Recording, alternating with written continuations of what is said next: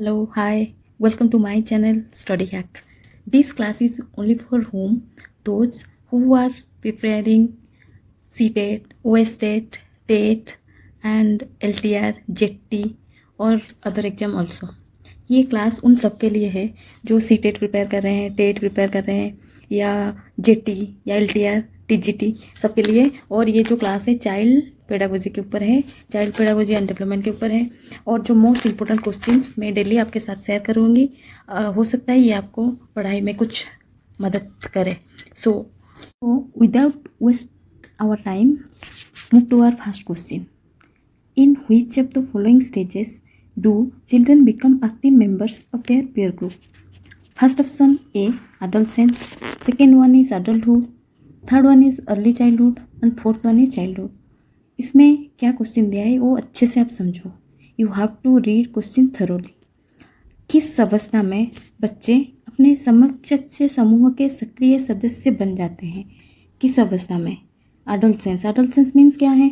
किशोरावस्था जिसको हम बोलते हैं, एडोलसेंट पीरियड होता है। और एडल्टहुड आपको पता है जो वयस्कता होता है उस समय को हम बोलते हैं एडल्टहुड। देन अर्ली चाइल्डहुड हो गया जो बोलते हैं हम ना प्रारंभिक बचपन, बचपन से थोड़ा सा आगे प्रारंभिक बचपन। तो और जो last one is childhood.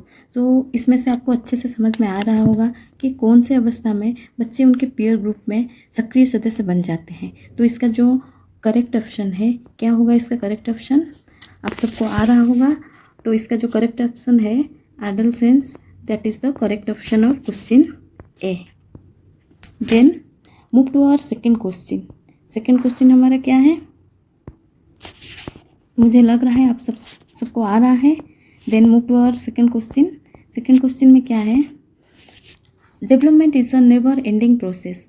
This idea is associated with first option A, principle of interrelation, B, principle of continuity, C, principle of integration and last one is principle of interaction. ये इसका मतलब क्वेश्चन का क्या है? Development is a never ending process. जो हमारा विकास है जो कि कभी ना ख़त्म होने वाली प्रक्रिया है, जो कभी ख़त्म नहीं होती। डेवलपमेंट हमेशा चलता रहता है, आपको भी पता है। ग्रोथ एक टाइम तक होता है बट डेवलपमेंट जो है हमारा टिल डेथ तक डेवलपमेंट चलता रहता है। तो ये जो आइडिया है, ये विचार किससे जुड़ा है? Principle of interrelation. आपको हमेशा जब भी आप क्वेश्चन पढ़ो तो अच्छे से क्वेश्चन को समझो, क्योंकि ये बहुत ट्रिकी क्वेश्चन होती है जिसमें क्वेश्चन आपको लग रहा है बहुत इजी है, आ जाएगा, पर इसका जो ऑप्शन होता है इतना इंटर रिलेटेड होता है तो ये ऑप्शन समझ में ही नहीं आता है। तो आपको पहले you have to read the questions thoroughly, then you have to answer. तो इसका जो पहला ऑप्शन है प्रिंसिपल ऑफ इंटर रिलेशन, इसका मतलब क्या है? इंटर रिलेशन मतलब अंतर संबंध का सिद्धांत जिसको बोलते हैं। उसके बाद है प्रिंसिपल ऑफ कंटिन्यूटी। कंटिन्यूटी मतलब आप सबको पता है, कंटिन्यूटी मतलब हम जो करते हैं निरंतर जो चलता है। डेवलपमेंट क्या है? जो निरंतर चलता है, ये भी ऑप्शन में है। और the next option is principle of integration. Integration मतलब एकीकरण, एकीकरण हम जिसको बोलते हैं। और then last one is principle of interaction. Interaction आप सबको पता है, बातचीत जो हम करते हैं, इंटरेक्ट करते हैं एक दूसरे के साथ, इंटरेक्शन। तो ये बेस्ट ऑप्शन क्या होगा इसका? जो विकास हमारा होता है वो कभी ख़त्म नहीं होता इधर दिया। Development is a never ending process. तो ये विचार किससे जुड़ा है? Obviously it is principal of continuity, मतलब ये जो है निरंतर चलता रहता है। तो इसका जो बेस्ट ऑप्शन है वो है B, option B, principle of continuity. Then move to our next question. Which characteristic does not belong to adolescent stage. कौन सी विशेषता जो है, जो कौन सी कैरेक्टरिस्टिक्स जो does not belong to adolescent stage, जो कि एडोलसेंट स्टेज आपको पता है किशोरावस्था में कौन से जो कौन सी ऐसे विशेषता है जो किशोरावस्था से संबंधित नहीं है? तो first option A, highly critical of social evils and injustice. Option B, pronounced group loyalty. Option C, forming groups among members of same sex. And last one is a period of intense emotions. इधर option क्या दिया है इसको अच्छे से समझो। First option है highly critical of social evils and injustice. इसका मतलब क्या है? जो सामाजिक बुराइयां और अन्याय है उसको कड़ी से कड़ी आलोचना करते हैं इस समय।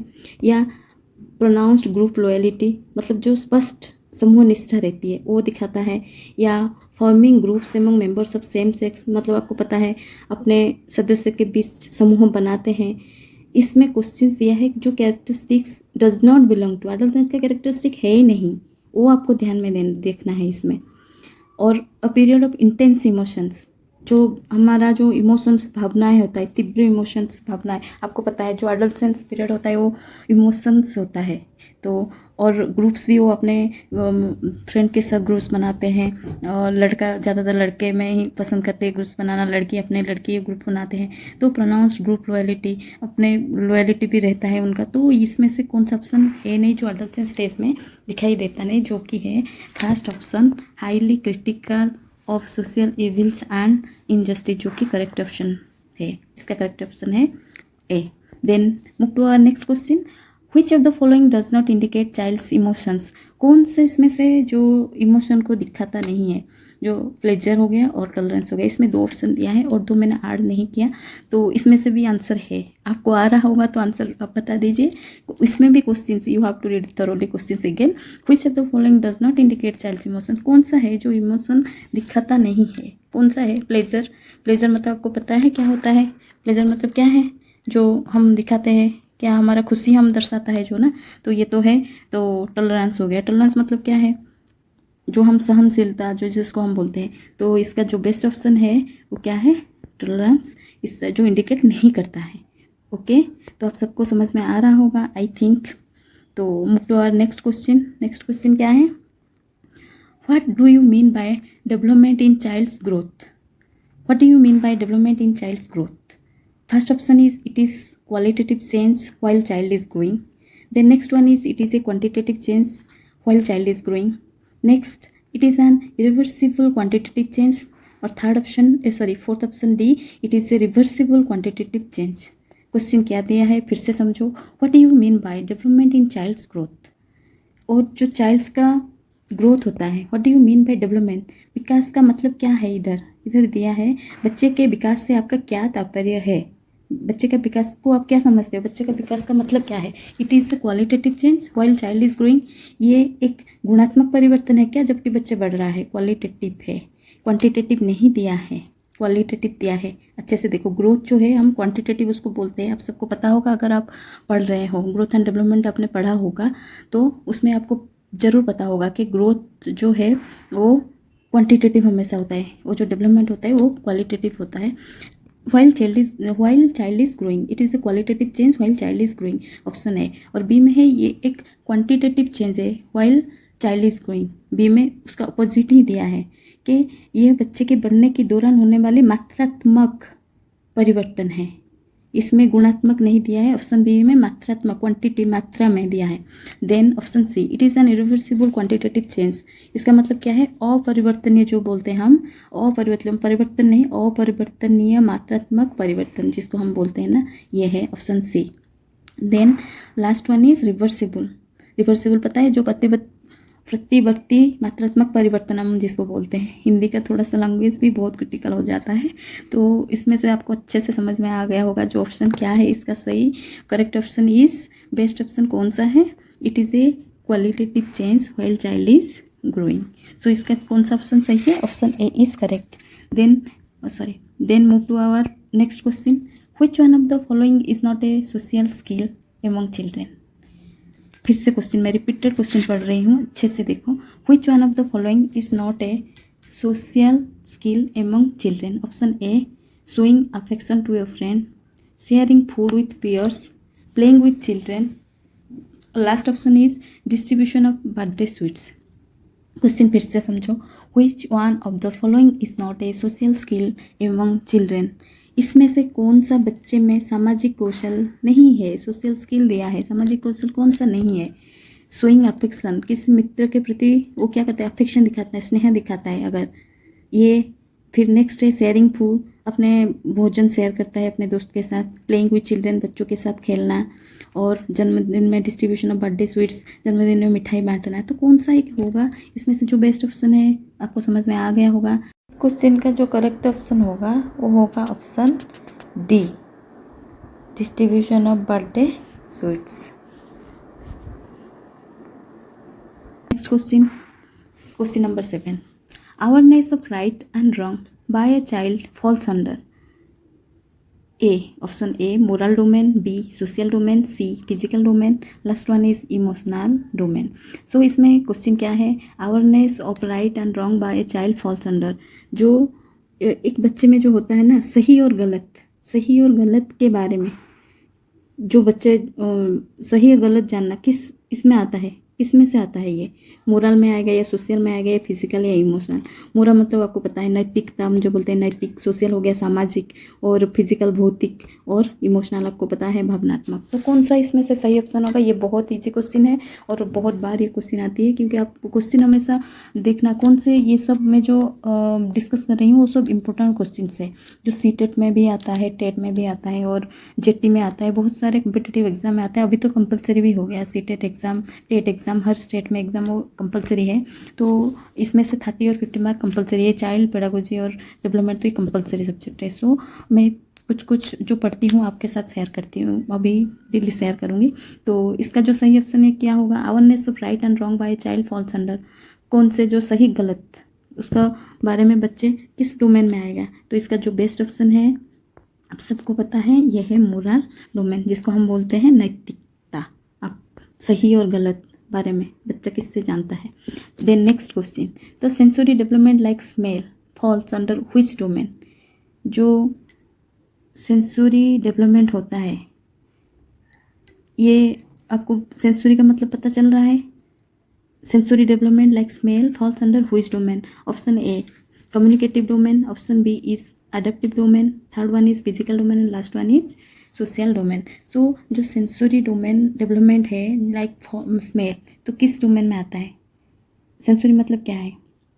सेंस, क्या सेंस कर हमारा, आपको पता है जो विकास होता है, जैसे गंध, इसमें क्वेश्चन क्या दे, स्मेल जो गंध जैसे संबंधी का विकास किस डोमेन में होगा? कम्युनिकेटिव मतलब क्या है? संचार क्षेत्र जिसको हम बोलते हैं ना, कम्युनिकेट करते हैं हम एक दूसरे के साथ।